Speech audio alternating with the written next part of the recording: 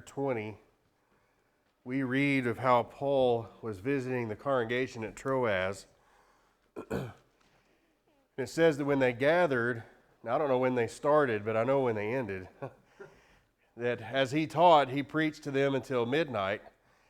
And he probably would have gone longer, but it was interrupted by a man by the name of Eutychus, who was sitting in the third-story window and fell asleep while he was in the window. So maybe he was not too excited about Paul being there and preaching so long.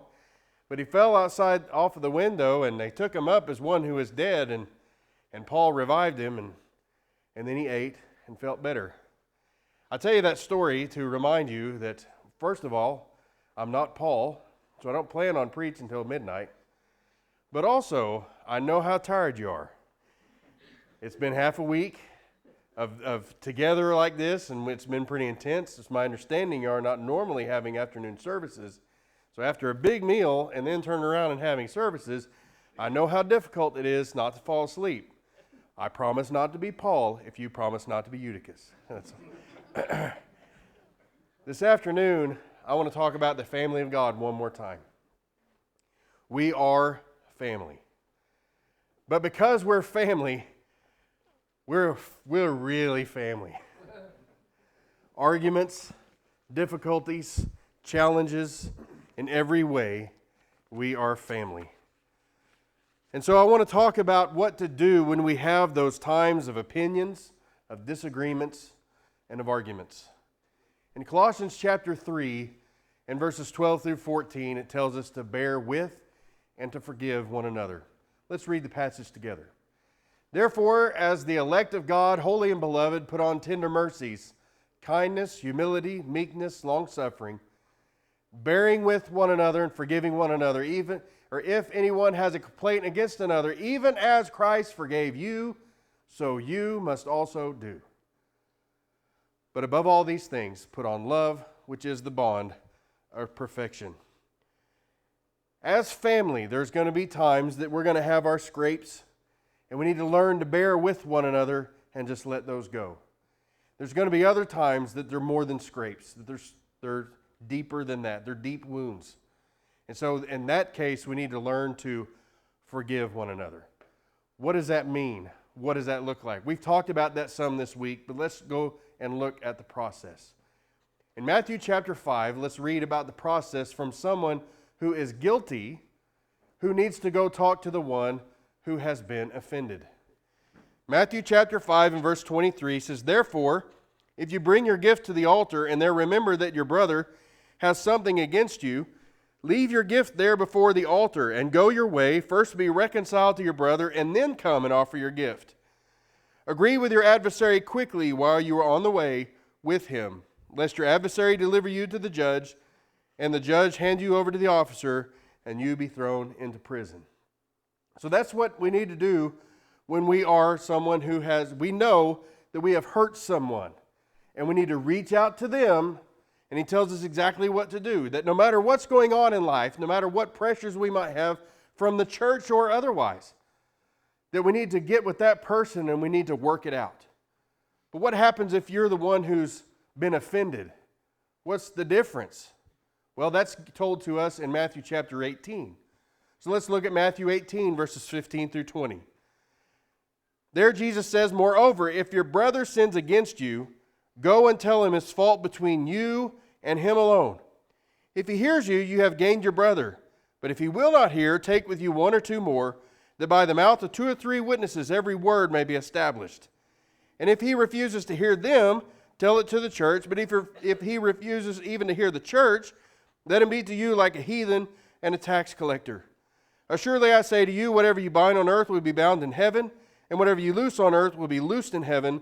Again, I say to you that if two of you agree on earth concerning anything that they ask, it will be done for them by my Father in heaven. For where 2 or 3 are gathered together in my name, I am there in the midst of them. Okay, so what do we learn from these? We see the process. Let's talk about some of the nuts and bolts of this process. First of all, it says, first be reconciled to your brother. Above all else, above sacrifice, above attending the assembly, above any church activity, above going to spend time with your family, above going to the movies.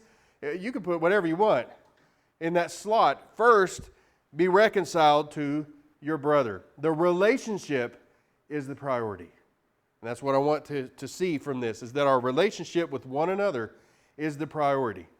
1 John 4 and verse 20, if someone says, I love God, and hates his brother, he is a liar, for he who does not love his brother, whom he has seen, how can he love God, whom he's not seen? We see each other face to face. And so how can we claim to love God, who we haven't seen, and we refuse to love one another, his offspring, his children? So that relationship is very important. Matter of fact, your relationship between you and God is dependent on your relationship with one another. 1 Peter chapter 4 and verse 8 says, and above all things, have fervent love for one another, for love will cover a multitude of sins. You want to know how you can get over the hurt that somebody's caused you? Love them. Let it cover the multitude of sins. All the multitude of sins that we've committed against God, He's forgiven. And so when we bear with one another, even when they don't need to seek forgiveness, we forgive them anyway. We bear with them. Look, we all have that crazy uncle, right? We all have that person that we go to the family reunion and we're like, oh, I hope he doesn't come. He's going to be there. We don't exclude him from it. We bear with him because he's family. That's what we do. And so that's what we're called to do, to let love cover that multitude of sins. However, sometimes that doesn't happen. And so we need to reconcile with our brother. And he tells us how to do that. First, go to that person alone. It doesn't matter if you're the one offended or you're the one guilty. It doesn't change that fact. You go and talk to him alone. The worst thing I can do when I have a problem with any one of you is to go to someone else besides you to deal with it. All that does is cause strife. So we need to go to one another, be willing to confront one another with those situations. Now, if that doesn't work and the relationship is not mended in that moment, that's when we bring one or two witnesses. And that one or two witnesses may help you realize that you may got it all wrong. You may have some problems with that person for no reason. Maybe they weren't really at fault. And so you need those witnesses to be there. But if that doesn't work, what do? That's when you tell it to the church. See, what Jesus wants us to do is to keep the problem as small as possible, to limit the exposure of the wrong that someone had done to the rest of the family. So we deal with that personally first as much as we possibly can. And if that doesn't work, but the whole goal in that was to reconcile with the brother. That's the whole goal. I looked up on Google what the two most popular names were, and I came up with these two names. That's why they're being used on the board. If it's your name, I apologize. But Jim and Mary have a problem. And they need to deal with that problem. You know how they deal with that problem? They focus on the issue. They do not focus on each other. When I start making character assassinations and attacks on someone and try to assign motives to them, that's when we're going to have issues. That's when we're going to have real problems. But when I focus on the problem at hand, on what is the actual issue, maybe we can get to the bottom of it and from that make a solution. Because I'm going in with a loving attitude that says, you know what, I want to be reconciled. When I go in to lay the hammer down, we're going to focus on the person and we're going to waylay that person. But if we focus on the issue, we can get to the bottom of it. And we can figure out a solution to that. So that's number one that we see in this process. But Matthew 5 also tells us to agree with your adversary quickly. We learn that when we go through this process, that you can gain your brother. So you lost your brother, now you can gain a brother. Luke 6 and verse 35 says, but love your enemies, do good and lend, hoping for nothing in return. And your reward will be great, and you will be sons of the Most High. For He is kind to the unthankful and evil. Therefore be merciful, just as your Father also is merciful. So as God has called us to forgive, as He forgives, He tells us here that we need to be merciful as He is merciful. Not to bring judgment, but to bring mercy. God's in the job of judgment. You are not. That's not your job. But notice Hebrews 8 and verse 12. If we're going to have mercy like He has mercy, Hebrews 8 and verse 12 says, "For I will be merciful to their unrighteousness and their sins and their lawless deeds I will remember no more." Now, God is powerful enough to be able to remove something from His mind that He would never remember, but that's not what this means. What this means is, I will not recall it. I will not hold it against you any longer. So when we forgive, when we agree with our adversary, and in that moment it's our brother, but when we agree with one another, and when we put the focus on the relationship and we gain our brother, we do that through forgiveness. How do I do that? I have an attitude, I have a spirit, I have a disposition of mercy that says, you know what? I'm going to let that go. And if I say I let that go, that's my promise to you that I won't recall it. I won't hold it against you, and I won't hold it in my mind. That doesn't mean you might not be reminded occasionally, but you have to remember, I made a promise. I made a promise that I'd be merciful and I'd let that go.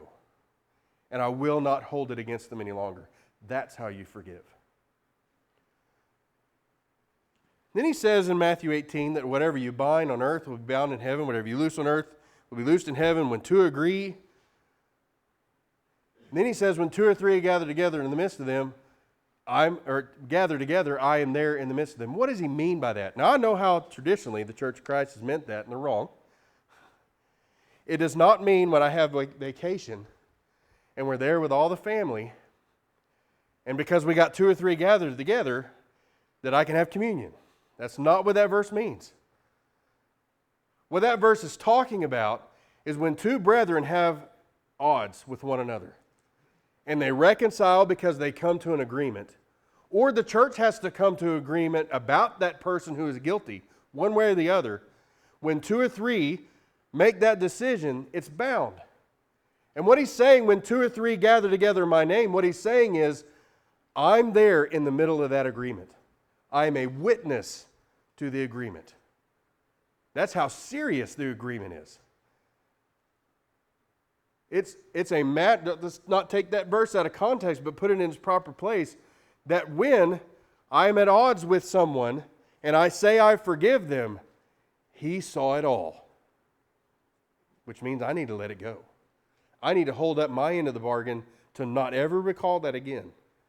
When I'm reminded of it, to say, you know what? I forgave them. I hold them guiltless.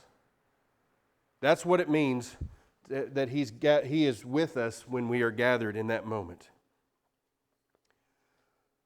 We are family, warts and all.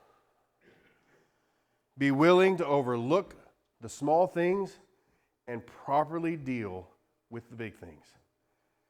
The family of God is the closest thing we have to heaven on earth.